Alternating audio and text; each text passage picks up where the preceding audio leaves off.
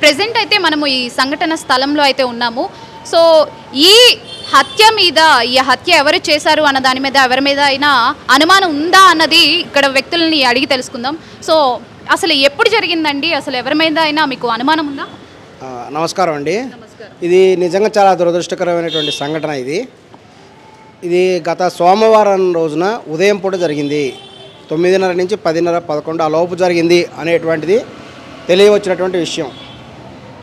ఇక్కడ నిజంగా ఇది అసలు 10 సంవత్సరాల పాపం మీద ఇటువంటి హత్య ప్రయత్నం జరగడం అనే హత్య జరిగింది అంటే ఇది నిజంగా చాలా చాలా సిగ్గుచేటు ఇది అందరికి కూడా. ఈ ప్రాంతంలో ఇంతమంది ఉన్నారు, స్థానికులు ఉన్నారు, ఎవ్వరు కూడా మాకు తెలియదు అంటే మనం అసలు ఎక్కడ బతుకుతున్నాం, మనం అడవిలో బతుకుతున్నామా, ఎడారిలో బతుకుతున్నామా, లేక ఇళ్ళ మధ్య బతుకుతున్నామా అనేటువంటి డౌట్ కూడా వస్తుంది ఇప్పుడు అందరికీ. ఇక్కడ గమనించినట్లయితే మొదట ఆ పాప ఇంట్లోనే ఉంది.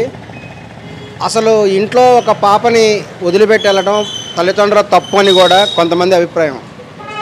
ఈ రోజుల్లో ఏంటంటే అత్తమామల దగ్గర లేకుండా ఈ యొక్క న్యూక్లియర్ ఫ్యామిలీస్ అయిపోయినాయి. ఇదే ఉమ్మడి ఫ్యామిలీస్ ఉంటే ఇటువంటి సంఘటనలు జరగడానికి అవకాశం చాలా చాలా తక్కువ. ఇది దురదృష్టకరమైన సంఘటన. ఇక్కడ గమనించినట్లయితే మనం ఆ పాప అనేటువంటి ఆమె ఇంట్లో ఉంది. తన యొక్క సోదరుడు అబ్బాయి స్కూల్లో చదువుతారంట. అతని గురించి కూడా వాళ్ళు బాక్స్ కట్టి వాళ్ళ అమ్మగారు ఆ పని మీద వెళ్ళింది. ఉదయము ఆ పిల్లవాడు కోపంగా స్కూల్కి వెళ్ళాడు అని ఆమె చెప్పింది. కోపంగా ఎందుకు వెళ్ళాడు అనేది ఆ పిల్లవాడు తల్లి కూడా చెప్పాలి. కోపంగా ఎందుకు వెళ్ళాడు స్కూల్కి అంటే వాళ్ళ ఇంట్లో ఏదైనా ఆర్గ్యుమెంట్ జరిగిందా, ఏదైనా డిస్కషన్ జరిగిందా? ఇది మీరు బాబు మీద అనుమానిస్తున్నారా?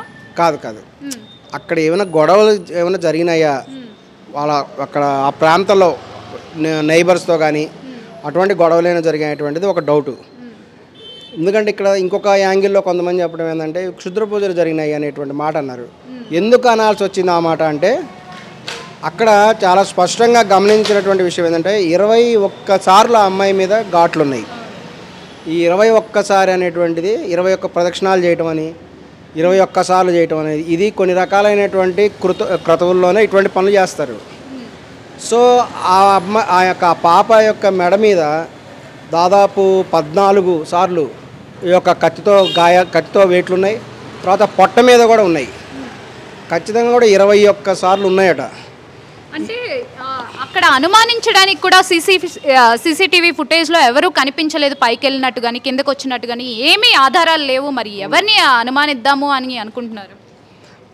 అక్కడ వాళ్ళు సీసీటీవీ ఫుటేజ్ లేదు కాబట్టి చుట్టుపక్కల ఇప్పుడు ఈ రోజంతా గూగుల్ మయం అయిపోయిందండి. శాటిలైట్ ద్వారా కూడా తీయచ్చు. సీసీటీవీ అనేది చాలా చిన్నది కాకపోతే కొంచెం లేట్ అవుతుంది అంతే. వాళ్ళు అనుమానించడం ఏంటంటే కింద ఒక వ్యక్తి ఉన్నాడు కాబట్టి అతని దగ్గరికి వెళ్ళారు. అతనికి ఏంటంటే తాయెత్తులు కట్టున్నాయంట, వాళ్ళు ఒరిస్సా సంబంధించిన వాళ్ళని కాబట్టి అక్కడ ఏమైనా తాంత్రిక పూజల ఉద్దేశంతో కన్యను బలి ఇవ్వాలనే ఉద్దేశంతో ఇచ్చారా, లేదంటే వాళ్ళిద్దరి మధ్య ఏమైనా గొడవలు ఉన్నాయా, అతని భార్య పుట్టింటికి వెళ్ళిపోయిందంటే వాళ్ళకి ఏమైనా గొడవలే ఆమె పుట్టింటికి వెళ్ళిపోయిందా, ఇది అనేక యాంగిల్ ఆలోచించాలి. అతని చేతికి ఉన్నటువంటి తాయెత్తు ఉంది, కరెక్ట్గా 21 సార్లు మాత్రమే ఘాట్లు ఎందుకున్నాయి అక్కడే అందరికీ కూడా సందేహం వచ్చిందనమాట.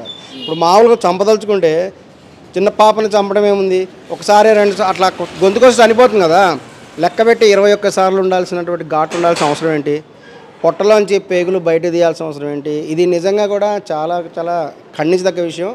నిందితుడు మనకు ఇంకా దొరికినట్టయితే అతన్ని కూడా ఇక్కడ బహిరంగంగా ఉరిదీయాలి, ఎన్కౌంటర్ చేయాలి. అతని పొట్టలోంచి కూడా పేగులు బయట తీయాలా, అప్పుడే ఇటువంటి చేయకుండా ఉంటాడు. ఇది నిజంగా కూడా చాలా చాలా ఖండించదగ్గటువంటి విషయం. కానీ వాళ్ళు చెప్పేది ఏంటంటే మంత్రం అనేటువంటిది ఏం జరగలేదు, క్షుద్ర పూజలు ఏం జరగలేదని చెప్తున్నారు.